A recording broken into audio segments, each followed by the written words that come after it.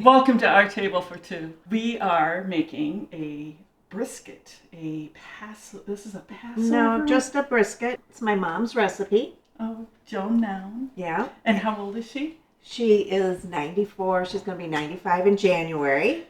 And she's still cooking. Sort of. You But help she still gives us recipes, which are challenging because she doesn't measure. And so you're going to see how my mom cooks. Awesome. So we've got some pretty low rent pantry items in front of us. Worcestershire sauce, A1 steak sauce, and Heinz 57, Lipton's onion soup mix, and onion powder, garlic powder, pepper, white wine, and a brisket. And we use just whatever wine you have in your refrigerator. It doesn't have to be top quality. You just need some wine. But everything's better with wine. Everything is better but with wine. Don't you want to have enough? You want it to be good enough so you can drink while you're cooking. Yes, exactly. Let's do that. Okay. All right. Okay. Let's get started. All right. So what do we do to start this famous brisket? First, we're going to cut an onion and lay it on the bottom of our pan. I'm going to let you spray the pan so that it's easier for cleanup. All right. We always like easy cleanups. Yeah. All right, and I'm going to slice this into little circles. Okay. We're going to lay them on. Sprayed pan. We sprayed the pan, and we're going to put the little discs in the bottom of the pan. Now we're going to add wine. Yes. And everything's better with wine. Everything. And no measurements, just make sure you get, looks like maybe a half an inch on the bottom. Yeah. There. Yeah. That looks It doesn't good. quite cover the onion slices, but almost. Yeah. Now we're going to put our meat on. Now this is a small brisket. Because we're cooking for two. We're cooking for two. I typically make a bigger one because it's always good for leftovers too. Okay, so now we're going to do that. I have Lipton's onion soup mix. I'm just going to sprinkle some on. About a half a package probably? Yeah, probably. And if you use a bigger brisket, you would add more. Then we're going to add some onion powder. Garlic powder, and this is the onion powder. Yeah. And some pepper. So we're kind of eyeballing this. Yeah. And then again is to taste. Yeah. A lot of it's to taste. Mm-hmm. Okay, now I learned how to make this, and my mom said use a third of a bottle of A1, a third of a bottle of Heinz 57, and a third of a bottle of Worcestershire. Well, there's all different sizes. So again, we're eyeballing. We're just going to. It sounds like you just want to have equal portions. You want equal portions, totally. Okay, so that was the Heinz 57. Yep. And now we're going to add the A1. It smells amazing. Okay.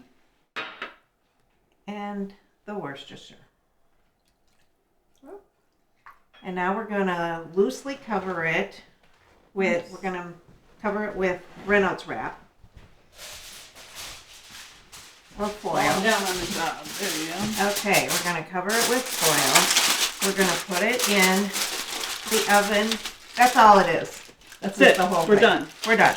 And we're cook it low and slow. Low and slow. We're going to cook it for 4-5 hours till it's fork tender. Okay.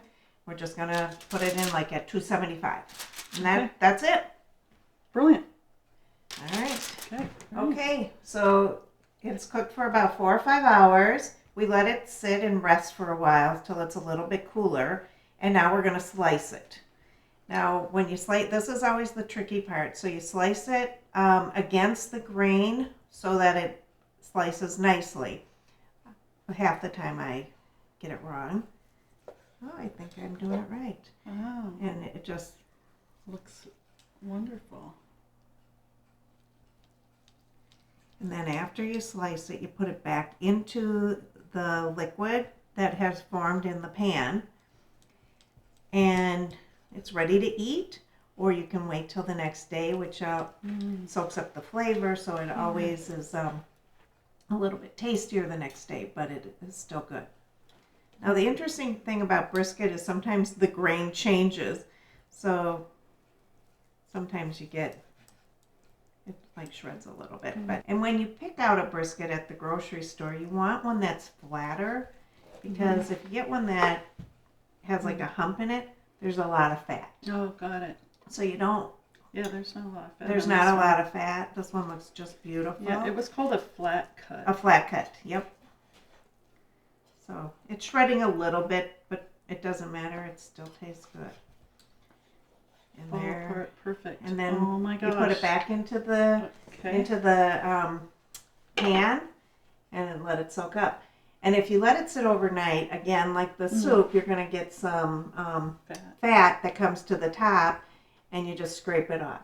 Okay. And reheat it. All right. Do you ever freeze this? You can freeze it. It's perfect. And sometimes so you just take this in the pan in the gravy. Yep, in the okay. gravy. Yep. And freeze it in a Ziploc, or I just usually do it in a pan. Okay. Because I'm gonna be serving it soon. Okay. Or in like a little container. Okay. Yeah. Throwaway awesome. container. Wow. Yeah. So fantastic. This is it. Ready to eat it? Ready to eat. Okay. You should move to your other side since you're left-handed. Oh, that's okay. Nice. Oh, I'll serve you too. Thank you. There you go. Oh, that looks amazing. Okay.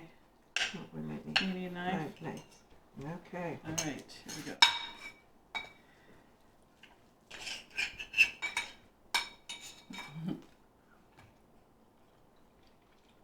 They do okay? Tastes delicious. Oh my gosh, it's really good. Really good. It's good, isn't Well it? done. Mm-hmm.